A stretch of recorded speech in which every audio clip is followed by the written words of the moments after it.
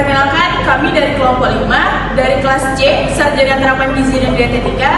Di sini kami akan mempresentasikan pada mata kuliah kewirausahaan yang berjudul Strategi Pemasaran. Baik, saya sebagai moderator, nama saya Bulali, nama saya Jennifer Simbolon, Nama saya Muhammad Idris. dan saya Rebecca Degara, dan saya Yusita.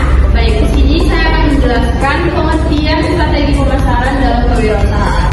Strategi pemasaran adalah rencana atau peta jalan yang digunakan untuk mencapai tujuan pemasaran bisnis.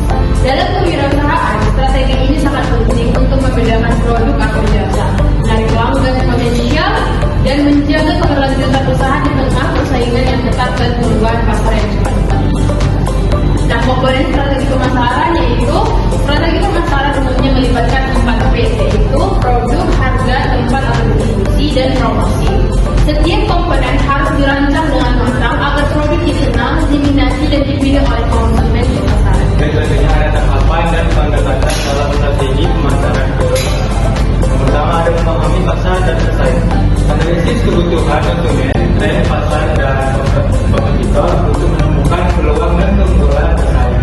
Yang kedua ada segmentasi dan target pasar. Menentukan segmen pasar yang paling potensi dan menyusun pesan pemasaran yang sesuai sehingga sumber daya dapat digunakan lebih efisiensi. Yang ketiga, membangun citra merek. Membentuk identitas merek yang kuat agar produk mudah dikenali dan dipercayai. Yang keempat, penggunaan media sosial dan pemasaran konten.